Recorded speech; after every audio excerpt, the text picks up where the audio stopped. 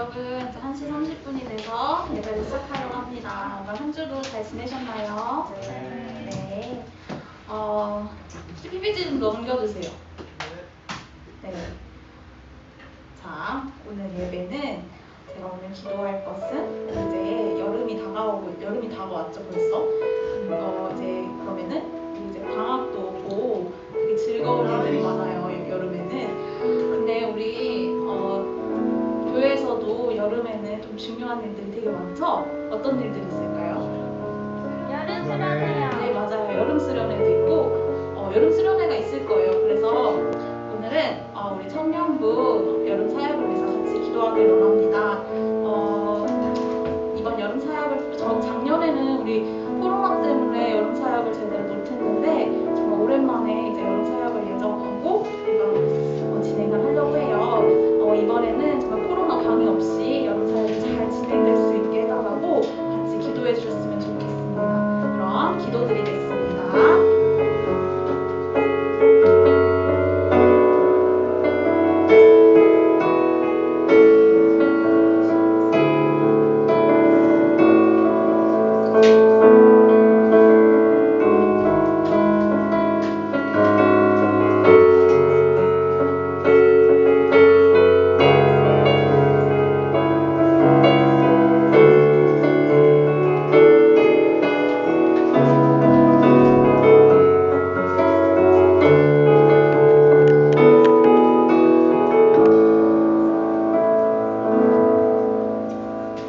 사도신경으로 신앙 고백하겠습니다. 나는 전능하신 아버지 하나님 천지의 창조주를 믿습니다. 나는 그의 유일하신 아들 우리 주 예수 그리스도를 믿습니다. 그는 성령으로 잉태되어 동정녀 마리아에게 나시고 본디오 빌라도에게 고난을 받아 십자가에 못 박혀 죽으시고 장사된 지 사흘 만에 죽은 자 가운데서 다시 살아나셨으며 하늘에 오르시어 전능하신 아버지 하나님 편에 앉으셨다가 거기로부터 살아있는 자와 죽은 자를 심판하러 오십니다. 나는 성령을 믿으며 거룩한 공교회와 성도의 교제와 죄를 용서받는 것과 몸의 부활과 영생을 믿습니다. 아멘.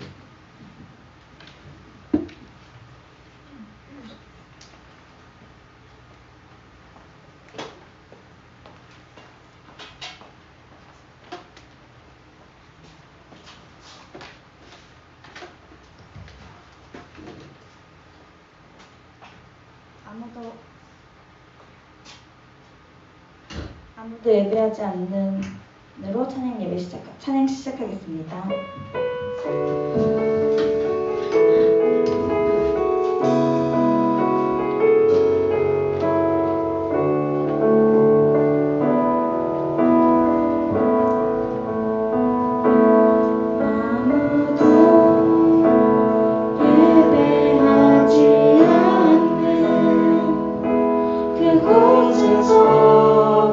주를 예배하리라.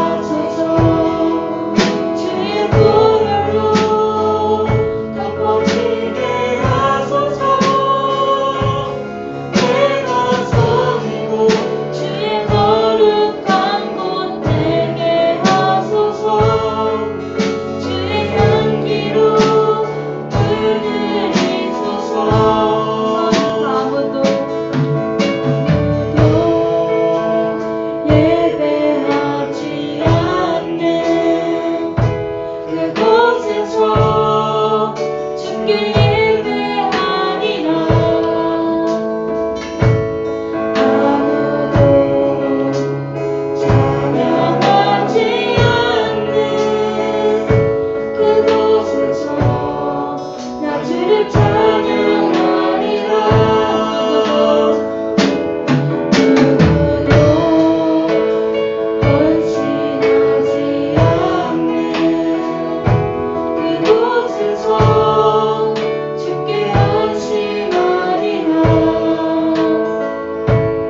누구도 증거하지 않는 그곳에서 나 주를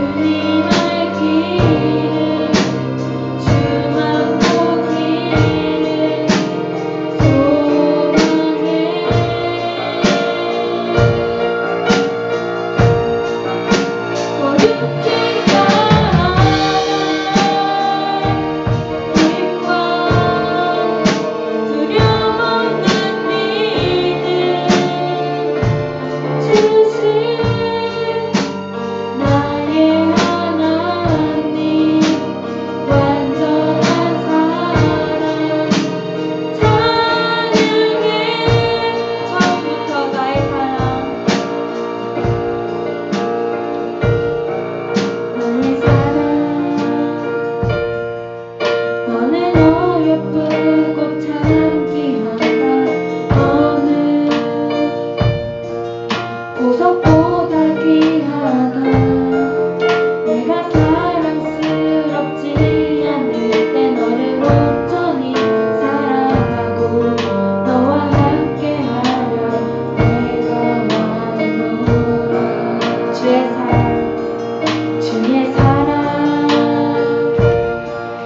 이 사랑은 결코 변치 않아 모든 계절 겨울 곳이네 푸른 마르고 꽃은 시드나 주의 말씀은 신실해 쉴 수가 없으신 주만 바라라 주님의 나라 뜻이 나의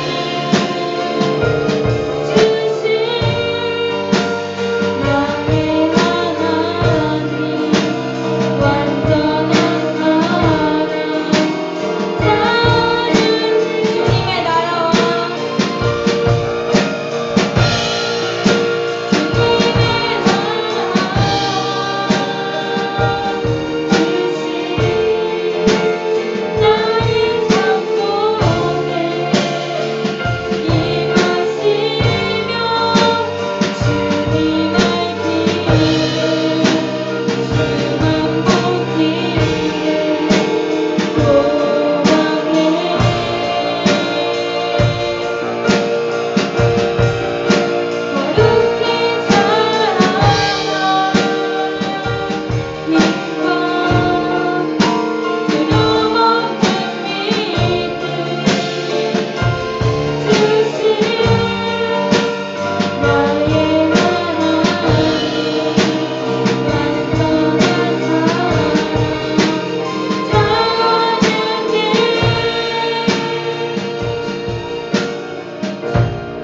이 시간 기도하시겠습니다. 주님의 나라와 뜻이 우리 삶 속에 임하시어 주님을 알기를 주만 보는 우리 청년부가 되길 소망합니다. 이 기도 제목으로 기도해 주시겠습니다.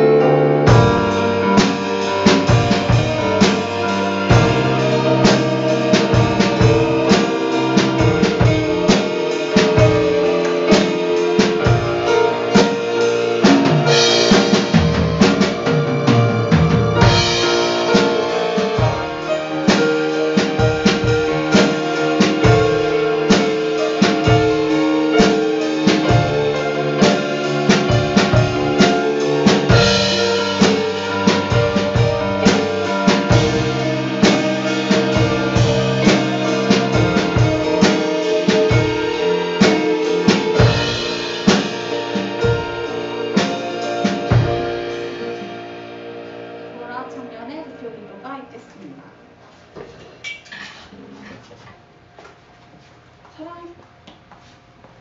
사랑의 하나님 감사합니다. 오늘 청년들과 함께 예배를 주시면 감사합니다. 하나님 더운 여름 날씨 가운데 우리 청년들 지켜주시고 학업 가운데 일터 가운데서도 지치지 않게 하여 주시고 늘 하나님 안에서 함께 하여 주세요. 우리 청년들이 아프지 않게 하여 주시고 이번 한 주도 승리하는 한 주 되게 하여 주세요. 모든 것을 감사드리며 예수님 이름으로 기도드립니다.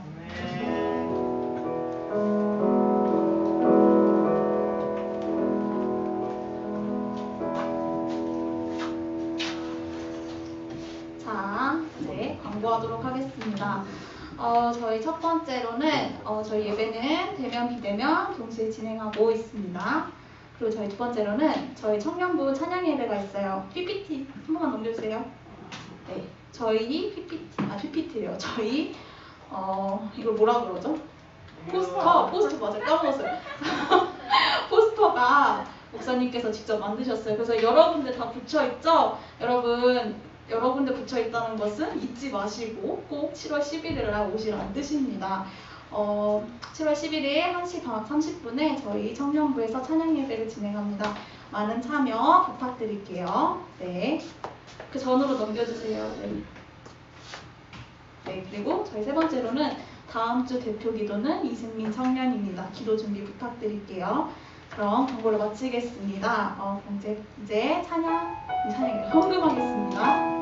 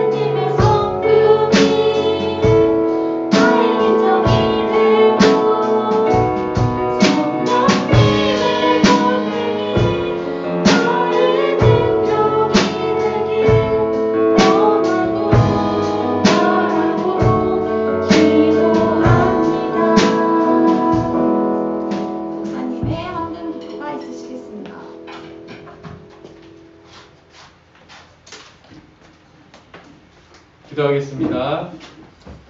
하나님 아버지, 이 시간도 저희 청년들 예배를 통하여 주님께로 나오게 하심을 감사드립니다. 한 주 동안에 우리를 지켜주신 것에 감사하며 또한 한 주간의 삶을 살아갈 지혜와 생명과 은혜를 얻는 시간 될 수 있도록 우리 가운데 함께하여 주시옵소서. 우리가 또 주님께 나올 때에 예물을 준비하여 나왔습니다. 우리에게 있는 모든 것이 하나님의 것임을 고백하는 믿음으로 주님께 드리오니 기뻐 받아주시고 예물이 쓰일 때마다 하나님의 나라가 이루어져가는 역사들이 있게 하여 주시옵소서. 이 시간 또 말씀을 들을 때에 듣는 귀와 듣는 마음을 주셔서 그 말씀을 통하여 주님의 은혜를 깨닫고 주님이 주시는 지혜와 성령의 충만함으로 살아갈 수 있는 우리 청년들 될 수 있도록 이 예배 가운데 역사하여 주실 것을 믿사오며 예수님의 이름으로 기도드리옵나이다. 아멘.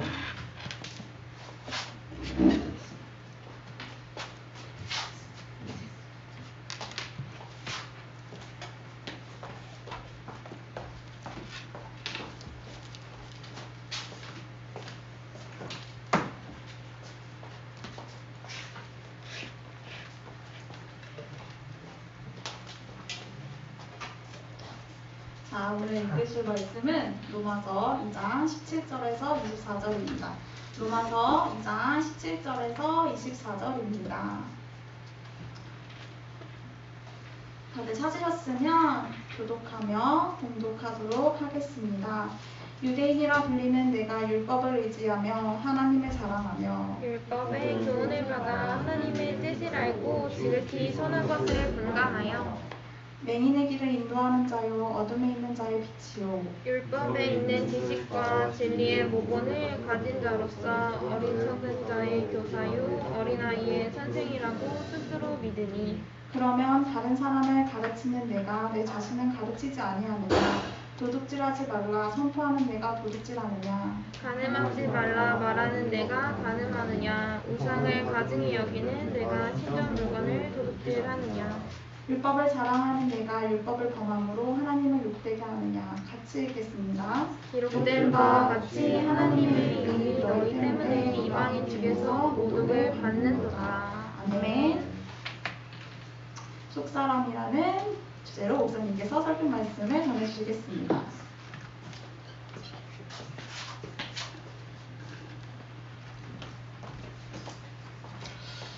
네, 더워서 제가 러닝 와이셔츠만 입고 와이셔츠만 입고 하도록 하겠습니다.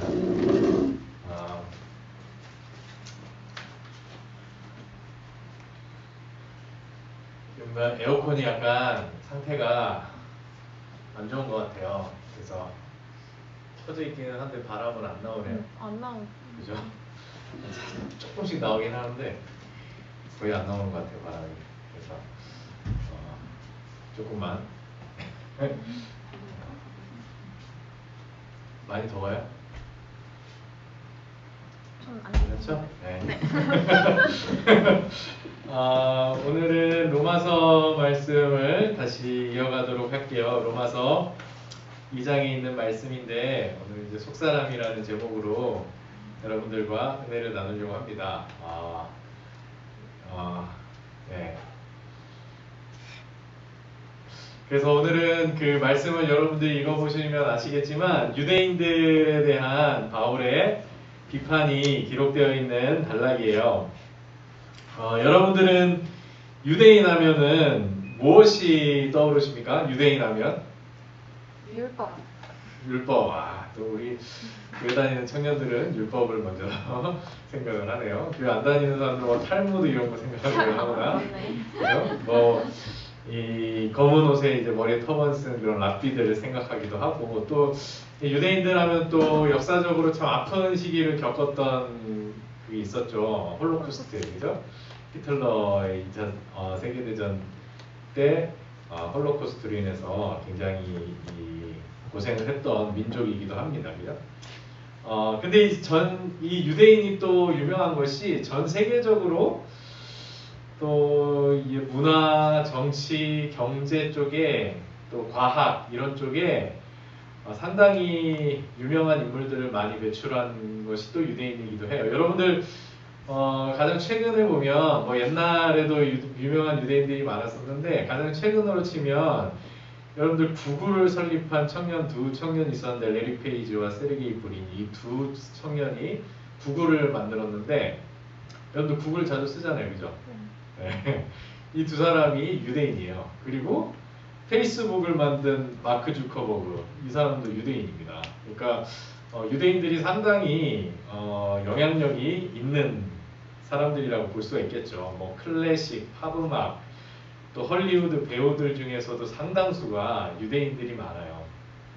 그래서 또 노벨 수상자들도 보면 유대인들이 상당히 많은 비중을 차지하고 사실 유대인들은 전 세계에서 0.2%밖에 없는데 상당히 많은 유명인들이 유대인 출신인 경우가 많습니다. 세계 100대 부자에도 유대인의 이름이 뭐 심심치 않게 등장을 하고요.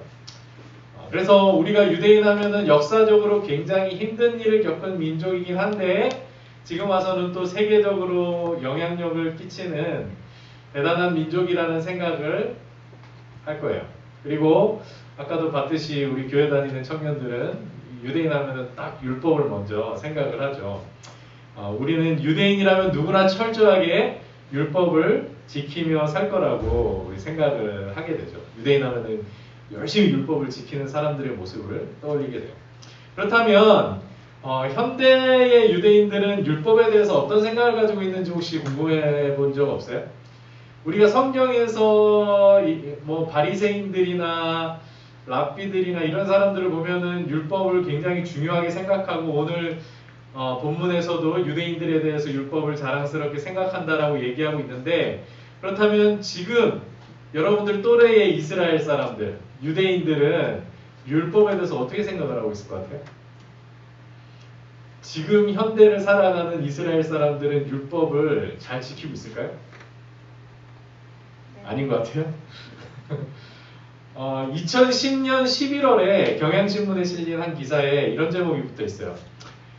유대경전 공부만 하는 하레디, 국민 혈세로 모두 먹여 살려야 하나. 이 하레디라는 그룹에 대해서 좀 이따 살펴볼 텐데 이들을 국민 혈세로 모두 먹여 살려야 하나. 이게 이스라엘에 대한 기사가 난 거예요. 여기서 유대경전은 토라, 곧 율법을 말하는 거예요. 유대경전, 토라, 율법을 말하는데 이 기사에서 말하고 있는 게 뭐냐면 최근 들어서 이스라엘의 다수를 차지하고 있는 개혁파 유대인들, 개혁파 유대교도들, 그리고 소수의 집단만 유지하고 있는 정통파 유대인들 사이에 갈등이 일어나고 있다고 얘기를 지금 하고 있는 거거든요.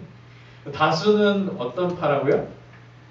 개혁파고 아주 소수만이 정통파라고 지금 말하고 있어요.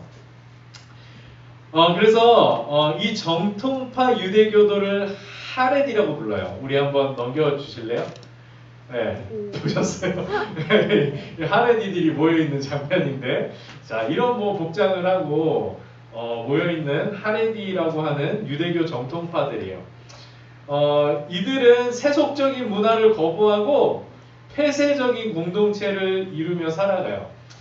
넷플릭스에서도 이 하레디에 대한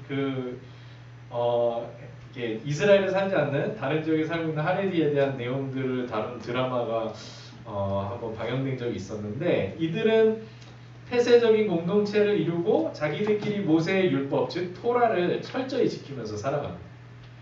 여러분들이 상상하는 그런 철저히 율법을 지키는 유대인들이에요. 이들은 TV, 인터넷, 라디오, 전화 사용을 다 금지해요. 그리고 그러면 무슨 중요한 소식이나 이런 거는 어떻게 봅니까? 그 마을에 있는 동네 벽보에다가 이렇게 게시를 하는 거예요. 그래서 그걸 통해서 어떤 소식을 접하게 되는 그런 사람들이에요. 한 가지 재밌는 사실은 이들이 13세부터 성인이에요. 13세. 여러분들 유초등부에 있는 13세부터 성인이라서 결혼도 할 수 있고, 다음 장 넘겨보세요. 담배도 펴요. 13세 되면 이렇게 흡연이 허락됩니다. 어른이니까. 그죠? 이렇게 굉장히 독특한 집단을 형성하고 있는 이 하렛이라는 그룹이라고 볼 수 있어요. 자, 다시 넘겨주세요. 네. 오래 켜놓으면 안 될 것 같아요. 그런데 이들의 폐쇄적인 교육 방식 때문에 하레디 출신의 아이들이 자라게 되면 어떻게 될까요? 얘네들이 집에서는 거의 이제 다른 공부보다 율법 공부만 열심히 시키고 하기 때문에 사회에 나가게 되면 거의 적응을 못해요. 취업도 잘 안 되고, 그러다 보니까 대부분의 하레디 사람들은 빈곤층에 속하게 됩니다. 이스라엘 공동체 안에서. 더 심각한 문제는 아까 보여줬던 그 하레디 남성 중에 80%가 신학생이에요. 그러니까 어떤 신학생이냐면은 자발적으로 실업을 한 다음에 직업을 갖지 않으면서 하루 종일 율법만 보는 거예요. 율법만 공부하고. 그런 사람들이 80%예요. 그죠? 근데 이 사람들을 이스라엘 정부에서 먹여 살려줍니다. 국민들 세금으로 먹여 살려요. 이 사람들을. 80%의 이 유대인 하레디 신학생들을 먹여 살리고 있어요. 이게 이제 이스라엘 사회에서 갈등이 일어나고 있는 거예요. 일도 안 하고, 심지어 이 하레디에서 신학생들은 군대도 안 가요. 이스라엘은 다 병역 의무가 있고, 심지어 여성들도 병역 의무가 있거든요. 이스라엘은. 근데 하레디들은 군대를 안 가는 거예요. 그러니까 일도 안 하고 군대도 안 가면서 율법만 공부하는 저 하레디들에게 국민의 세금으로 막대한 보조금을 지급하는 것에 대한 부정적인 목소리가 높아지고 있는 것이죠. 이게 불공정하다. 요즘 우리나라에서의 화두도 공정이잖아요, 그죠? 이 불공정하다라는 얘기가 계속 나오고 있는 겁니다. 사실 이스라엘의 유대교는 크게 세 가지로 나눌 수가 있어요. 아까 얘기했던 하레디와 같은 정통파, 그 다음에 개혁파, 그리고 그 중간 어디쯤에 위치한 보수파, 이렇게 세 그룹으로 나눌 수가 있는데, 하레디는 몇 프로 정도 차지할 것 같아요? 이 정통파, 그 이스라엘 인구 중에.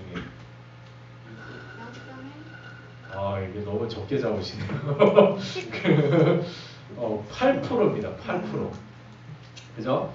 8%를 차지하고 있어요. 이 나머지 90%가 보수파 아니면 개혁파입니다. 그러니까 어떻게 보면 정통파는 굉장히 소수로 남아있다라고 볼 수가 있겠죠.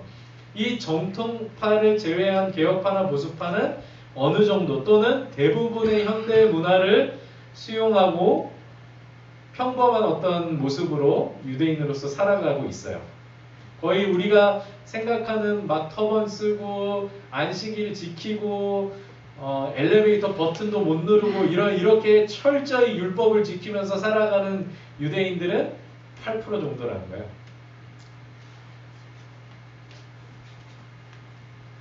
이렇게 철저히 율법을 지키면서 살아가던 하레디, 이들이 이스라엘 사회의 갈등의 중심에 서 있는 것은 상당히 좀 아이러니한 일이겠죠. 옛날 같았으면 저 사람들은 굉장히 존경을 받고 또 굉장히 영향력을 가진 사람들이었을 텐데 지금은 이스라엘 사회 안에서 굉장히 좀 안 좋은 시선으로 바라보는 집단이 됐습니다.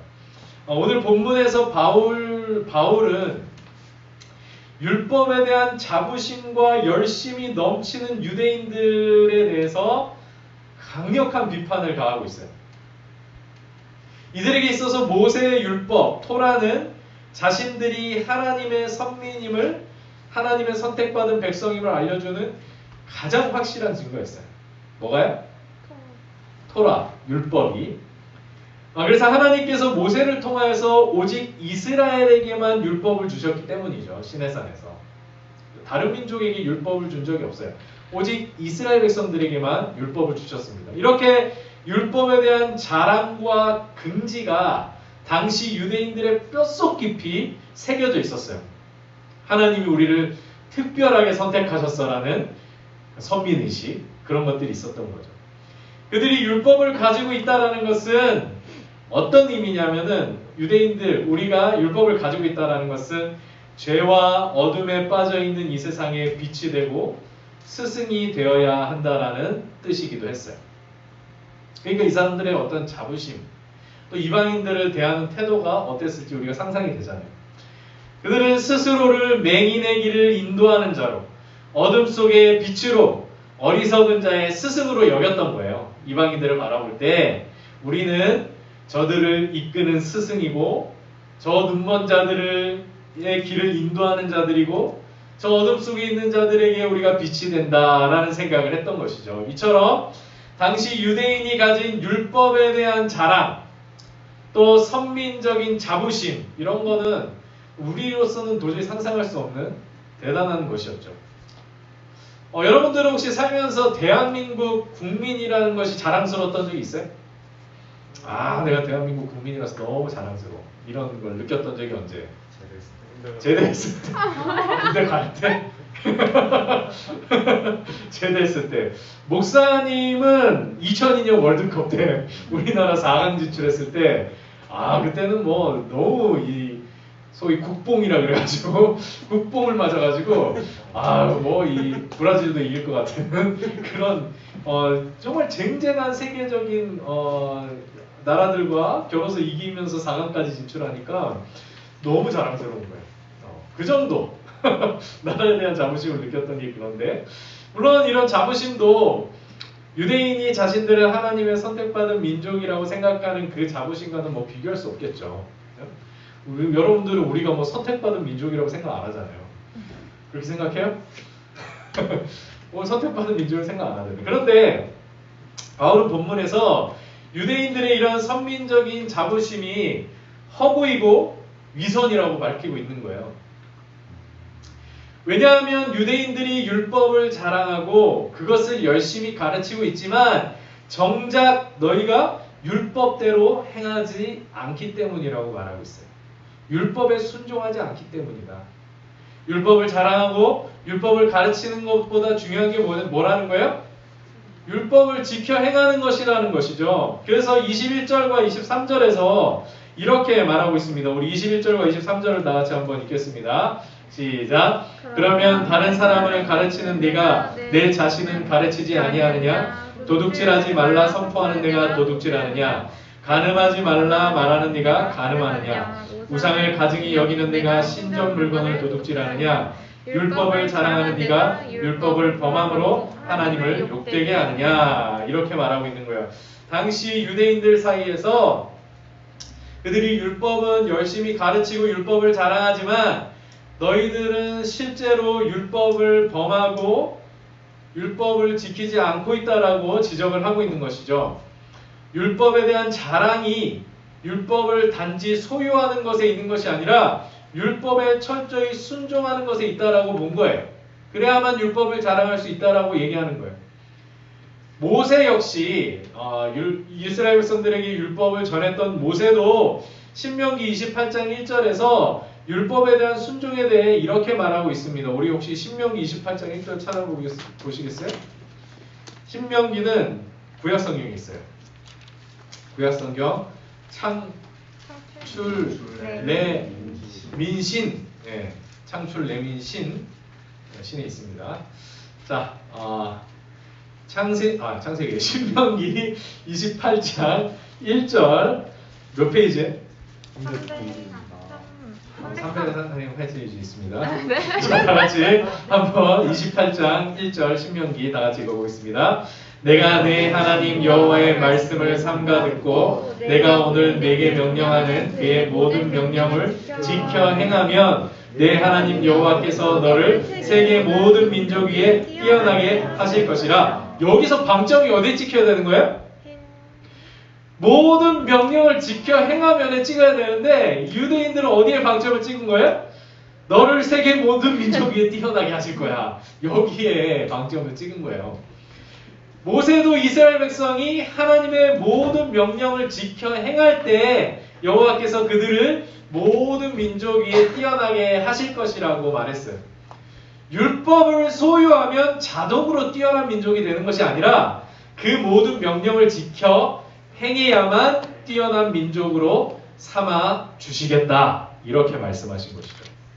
지금 유대인들이 뭘 착각하고 있는지 알 것 같아요?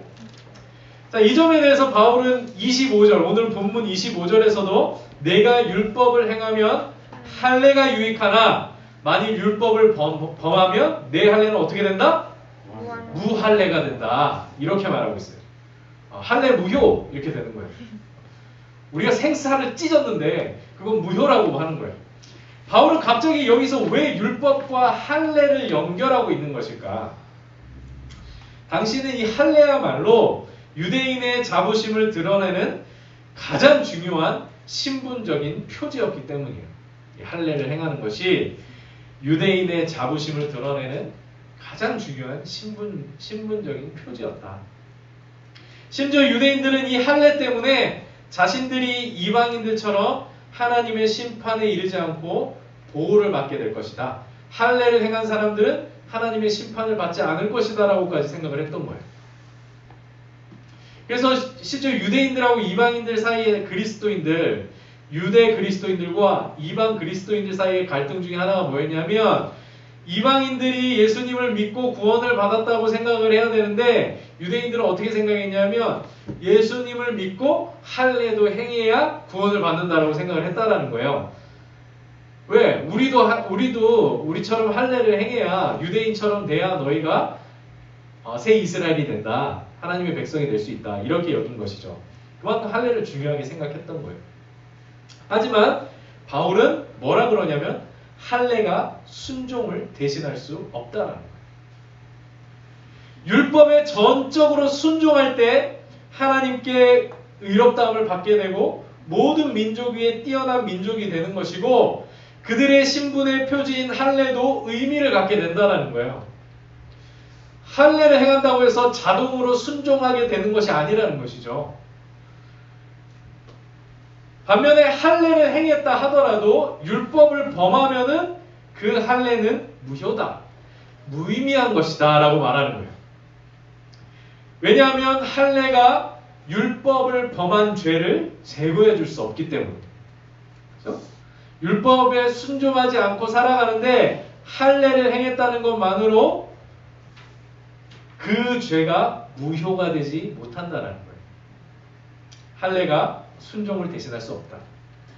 자, 유대인의 할례가 순종을 대신할 수 없다라는 바울의 주장은 이제 어디로 옮겨가게 되냐면 이방인의 순종이 할례를 대신할 수 있다. 이렇게까지 얘기하는 거예요. 자, 무슨 말인지 알겠어요? 유대인의 할례가 순종을 대신할 수 없듯이 이방인의 순종은 할례를 대신할 수 있다. 그 말이 26절에 나와요. 우리 26절을 다 같이 26절 읽겠습니다. 시작. 그런즉 무할례자가 율법의 규례를 지키면 그 무할례를 할례와 같이 여길 것이 아니냐. 자, 무할례자가 이방인을 말하는 것이겠죠. 무할례자가 율법의 규례를 지키면 하나님께 순종하면 그 무할례를 할례와 같이 여길 것이다. 그 순종이 할례를 대신할 것이다. 이 얘기를 하고 있는 거예요. 그러니까 이방인들은 예수 믿고 하나님께 순종하면은 할례를 행할 필요가 있다 없다? 없다라는 거예요. 바울은 지금 유대인들의 민족적 자부심의 토대를 완전히 흔들어 놓고 있는 거예요. 지금 바울의 얘기를 듣는 유대인들의 표정이 어떨 것 같아요? 상당히 좋지 않았겠죠. 아주 기분 나빴겠죠. 할례도 순종을 대신할 수 없다. 심지어 이방인들의 순종이 할례를 대신할 수 있다. 이렇게까지 말하고 있어요. 실제로 바울은 이방인들에게 복음을 전했을 때에 이방인들이 믿음을 통하여 율법의 순종에 이르는 모습을 지켜본 사람이라는 거예요. 이방인들이 복음을 믿고 변화되니까 유대인들보다 더 율법을 지키는 삶을 살더라. 하나님께 순종하는 삶을 살더라. 이 얘기를 지금 하고 있는 것이거든요. 이 경험을 통해 바울은 누가 진정한 유대인인가, 무엇이 진정한 할례인가에 대해서 어떤 인식의 대전환을 맞이하게 됐던 것이죠. 유대인들에게 복음을 전해보니까 유대인들이 변화되는 모습을 보니까 그들이 할례를 행하지도 않았고 율법을 받은 민족도 아닌데 믿음만으로 하나님께 순종하는 저 모습을 보니까 진정한 유대인이 누구인가, 진정한 할례가 무엇인가에 대해서 다시 생각하게 되는 거예요. 그리고 오직 순종만이 진정한 하나님 백성의 표지라는 것, 그리고 순종하는 백성만이 진정한 유대인이라는 것을 바울은 깨닫게 된 거예요. 그래서 유대인들을 비판하고 있는 것이죠. 자신의 경험을 통해서. 그래서 28절과 29절에서 결론적으로 다음과 같이 말하고 있습니다. 우리 28절하고 29절을 다 같이, 이 바울의 결론이에요. 시작. 겉모양으로 유대산, 죄송합니다. 제가 다른 번역을 읽었어요. 28절 29절 시작. 무릇 표면적 유대인이 유대인이 아니요 표면적 육신의 할례가 아니니라. 오직 이면적 유대인이 유대인이며 할례는 마음에 할지니 영에 있고 율법 조문에 있지 아니한 것이라. 그 칭찬이 사람에게서가 아니요 다만 하나님에게서니라. 이렇게 말하고 있어요. 무슨 말인지 잘 모르겠죠. 표면적 유대인, 이면적 유대인, 이거 뭐 초등학생 읽으면은 뭐 이해하겠어요 이거? 우리 초등학교 선생님들이 가르쳐 주셔야죠, 그죠? 우리 중고등부 학생들 선생님이 이 표면적 유대인이란 이런 뜻이고 이면적 유대인은 이런 뜻이야라고 가르쳐 줄 수 있어야 되는 거 아닙니까? 그죠? 자, 28절과 29절의 결론은 뭘 얘기하냐면 진정한 유대인은 겉모습이 아니라 속사람이 변화되어야 하며 진정한 할례는 육신의 할례가 아니라 어떤 할례라고요? 마음의 할례라는 거예요. 여기서 뭐와 뭐가 대조되고 있어요? 겉과 속이 대조되고 육신과 마음이 대조되고 있는 거예요. 하나님께서 뭘 중요시 여기는 거예요? 겉을 중요시 여기세요? 속을 중요시 여기세요? 속을 중요시 여기시고 육신을 중요하게 여기세요? 마음을 중요하게 여기세요? 마음을 중요하게 여기시니까 하나님은 외모를 보시는 분이 아니라고 말하는 거예요. 하나님은 마음을 보시는 분이라는 것이죠. 하나님께서 창조하시고자 하시는 새 백성은 육신이 아니라 마음의 할례를 받은 백성이다. 즉 새롭게 된 마음으로, 예수님을 믿음을 통하여 새롭게 된 마음으로 하나님께 순종하는 백성을 만드시고자 하시는 거예요. 저는 이 표면적 유대인의 가장 극단적인 형태가 아까 전에 보여드렸던 그 정통 유대인들, 유대파들, 그들의 모습이 가장 이 하레디, 그죠? 이 가장 극단적인 표면적 유대인의 모습이 아닌가. 그들의 외모는 누가 봐도 유대인이에요, 그죠? 그들이 하고 다니는 모습은 누가 봐도 유대인인데 그 유대인스러운 외모 뒤에 숨겨진 속사람을 누가 알겠어요? 그 속사람, 그 마음을 누가 알겠습니까? 그 마음의 상태를. 마음을 보시는 하나님이 아시겠죠. 예수님 당시 바리새인과 서기관들 같은 사람들도 겉으로는 경건한 유대인의 모습을 하고 있었지만 그 속사람이 썩어 있음을 보시고 예수님께서 그들을 향해 이 회칠한 무덤과 같은 자들아 라고 말씀하셨던 거예요. 겉으로는 회칠해서 멀쩡해 보이지만 그 속에는 시신이 썩어가고 있다는 것이죠. 그게 유대인들의 상태라는 거예요. 인간은 본능적으로 겉모습을 통해 자기 속사람을 숨기려고 해요. 자기 속사람이 썩어가면 썩어갈수록 겉모습을 꾸미려고 하죠. 우리 속에 있는 온갖 더럽고 추한 것들을 숨기기 위해서 겉모습을 그럴듯하게 꾸미는 것이 우리의 본성이라는 거예요. 그러면 사람들이 나를 깨끗하게 봐주고 나를 괜찮게 봐줄 것이라고 생각을 하는 것이죠. 하지만 겉모습을 바꾸는 것이 우리의 속사람까지 바꿔주지는 못하는 것입니다. 육체의 할례를 행한다고 해서 우리의 속사람이 바뀌지 않는 거예요. 육체의 할례를 행한다고 해서 우리가 저절로 순종하게 되는 게 아니라는 거예요. 육체의 할례를 행하고 더한 것을 하더라도 그것이 우리로 하여금 순종에 이르게 해주지 못한다는 것이죠. 우리의 마음을 새롭게 만들어주지 못하는 거예요. 이것이 바로 우리에게 복음이 필요한 이유입니다. 복음이라는 것은 우리 주 예수 그리스도를 통하여 우리의 속사람까지 변화시키는 하나님의 능력이라는 거예요. 그게 복음인 것입니다. 우리가 복음을 듣고 예수님을 믿을 때 우리 안에 어떠한 일이 일어나게 되는데 우리 안에 어디에? 우리 속사람 가운데 어떤 일이 일어나게 되는데 그 일에 대해서 바울이 갈라디아서 2장 20절 이건 여러분들 너무나 중요한 말씀이기 때문에 한번 또 찾아볼게요. 갈라디아서 2장 갈라디아서는 어디 있냐면 뒤에 있어요. 네, 로마서 우리가 로마서 보고 있죠. 로마서 다음에 갈라디아서요. 다음. 자, 갈라디아서 2장 20절 21절 말씀이에요. 갈라디아서 2장 20절 21절 다 같이 읽어보겠습니다. 갈라디아서 2장 20절에서 21절 시작. 내가 그리스도와 함께 십자가에 못 박혔나니 그런즉 이제는 내가 사는 것이 아니요 오직 내 안에 그리스도께서 사시는 것이라.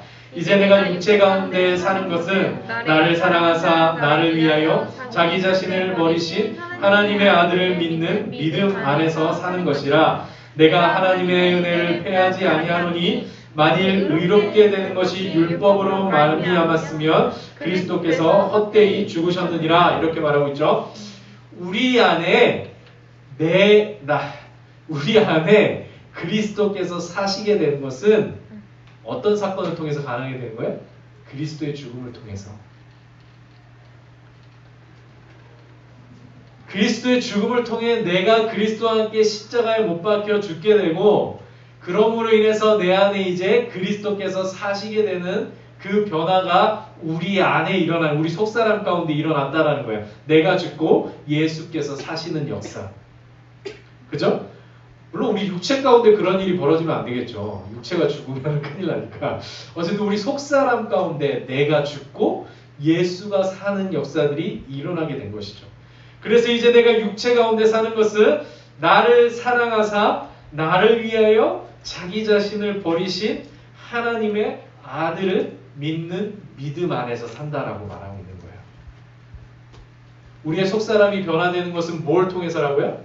하나님의 아들을 믿는 믿음으로 가능하게 되는 일이라고요. 그리스도를 향한 우리의 믿음은 곧 죽음을 의미하는 거예요. 이 죽음은 내 안에 그리스도께서 살기 위해 먼저 내가 그리스도와 함께 십자가에 못 박히는 죽음이에요. 이 죽음이 없이는 결코 내 속사람이 새로워질 수가 없어요. 내가 여전히 내 속사람이 살아있는데 그것으로 인해서 내 속사람이 새로워질 수가 없다라는 거예요.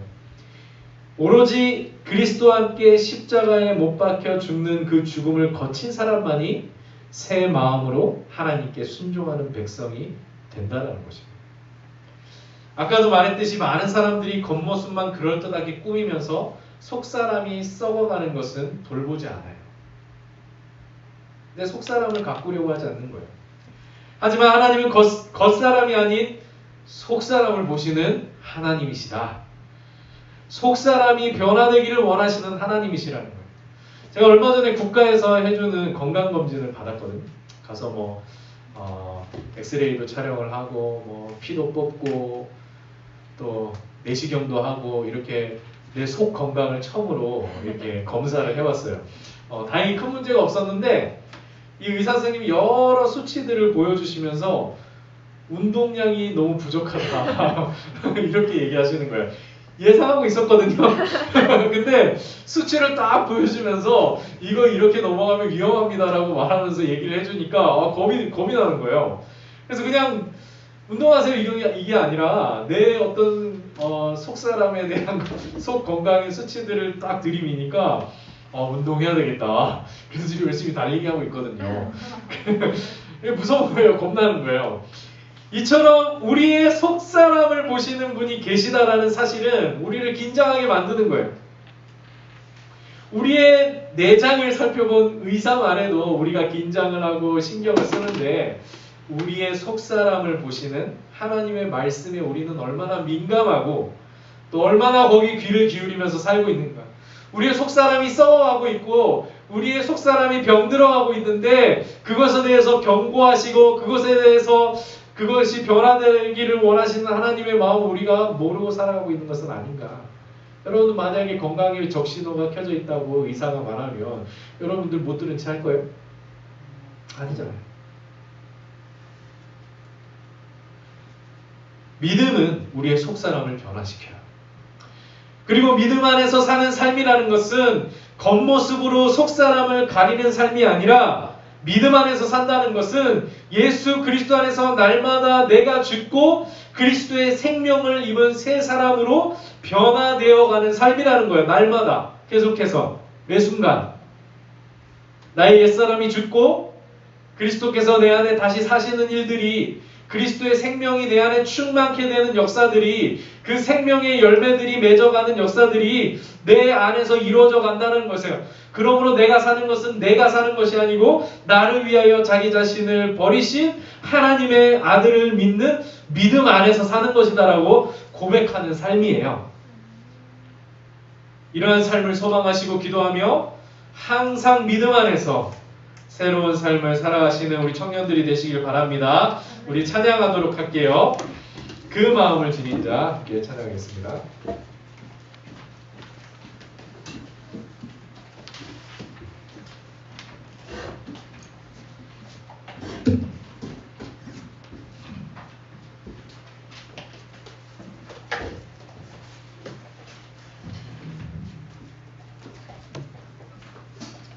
네, 그 마음을 지닌 자 함께 이전에 한번 불러봤던 찬양일 텐데 함께 또 찬양하도록 하겠습니다.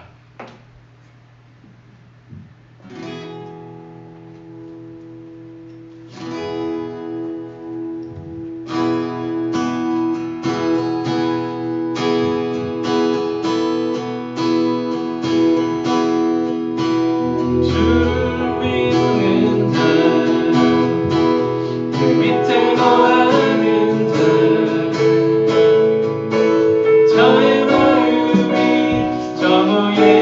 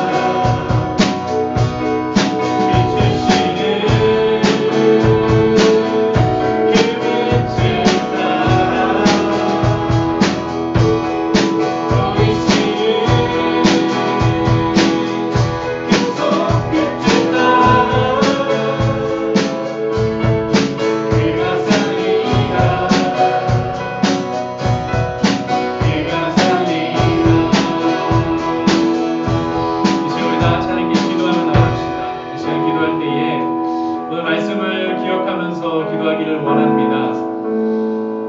바울이 유대인들의 위선과 유대인들의 허상을 지적하면서 그들이 가진 긍휼과 자부심이 율법을 가지고 있는 것에 있는 것이 아니라 율법을 지켜 행하는 것에 있음을 말하고 있습니다. 하지만 우리 스스로 율법을 지켜 행하는 그 길이 아니라 예수께서 우리 안에 들어오셔서 우리의 마음을 변화시키시고 그 변화된 마음을 통하여 하나님께 순종하는 백성이 되도록 우리를 부르셨습니다. 그렇기 때문에 우리에게는 또 다른 율법이 필요한 것이 아니라 우리에게 복음이 필요한 것이고 우리의 믿음이 필요한 것입니다. 우리가 믿음 안에서 사는 것은 우리 자신의 죽음을 의미하는 것이고 내 안에서 내가 죽고 그리스도께서 내 안에 사시는 일들이 우리 안에 날마다 끊임없이 일어나는 그러한 변화를 말하는 것입니다. 믿음 안에서 산다는 것은 이제 내가 사는 것이 아니요 나를 위해 자기를 버리신 하나님의 아들을 믿는 믿음 안에서 사는 삶이라고 말하고 있습니다. 우리가 의롭게 되는 것이 율법에 있었다라고 한다면 그리스도께서 헛되이 죽으셨다라고 말하고 있습니다. 이제 우리가 그리스도의 죽음을 마음 가운데 새기는 시간 되기를 원합니다. 나를 위해 자기를 버리신 그리스도께서 내 안에 사시고 나의 옛 사람과 나의 욕심과 나의 추한 마음들은 그리스도와 함께 십자가에 못 박히는 일들이 내 안에서 끊임없이 일어나게 하여 주시옵소서. 그러므로써 하나님께 순종하는 백성이 되게 하시고 우리에게 마음의 변화가 일어나게 하시고 그 새 마음을 통하여 하나님을 섬길 수 있는 우리의 믿음이 되게 해달라고 이제 우리 나같이 하나님께 기도하겠습니다. 하나님 아버지 감사합니다. 이 시간 우리에게 우리를 위해 주신 그리스도 믿음을 가지고 나아가게 하시는 감사합니다. 아버지 하나님 우리의 삶은 유대인들이 가진 허상과 위선을 가지고 있지 않는 우리의 삶이 나의 속사람을 가리기 위한 그런 일들이 우리 믿음 안에서 내 속사람이 변하고 마음의 상태를 받고 하나님께 온전한 순종으로 역사하는 우리가 믿음 안에서 살기 원합니다. 믿음으로 주님의 죽음을 마음 가운데 생기기 원합니다. 내가 죽고 그리스도께서 다시 사시는 역사들이 하나님 일어나게 하옵소서. 나의 욕심과 나의 추한 마음 요한 마음과 악한 마음들을 그리스도와 함께 십자가에 못 박고 오직 그리스도께서 내 안에 사시는 역사들이 일어나게 하여 주옵소서. 아버지 하나님 그렇게 우리가 믿음 안에서 변화되었기를 원합니다. 나의 속사람이 변화되었기를 원합니다. 나의 겉사람이 아니라 나의 외모가 아니라 내 속사람과 내 마음이 변화되기를 원합니다. 변화시켜 주시옵소서. 믿음으로 주님께 나아갈 때 우리의 속사람이 변화되고 우리의 마음이 변화되고 주님께 순종하는 백성으로 나아갈 수 있는 역사를 주옵소서.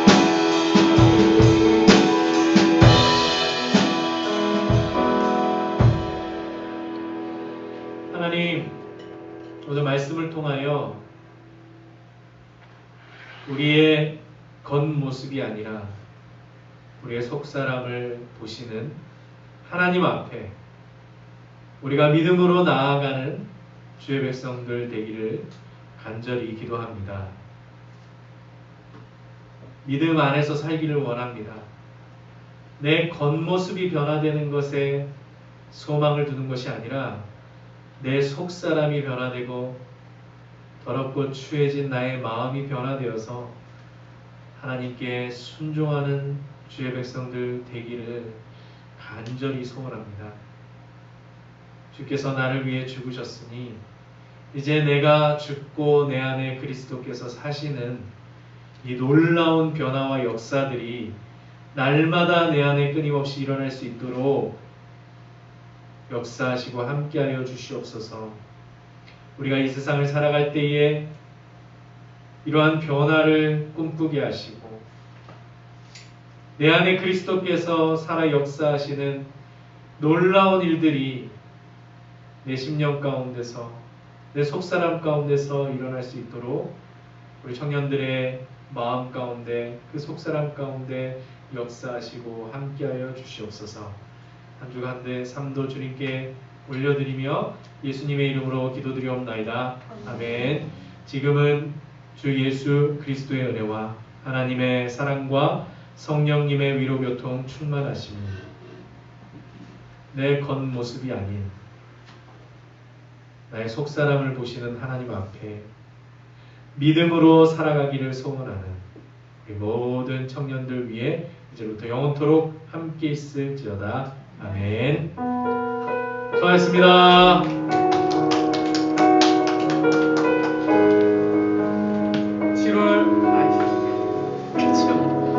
끄지 마세요. 7월 11일 찬양 예배 있습니다. 많이 와주시고 정성스러운 선물도 준비하고 있으니까 여러분들 꼭 오셔서 위로와 힘을 얻는 시간 되시길 바라겠습니다. 고맙습니다.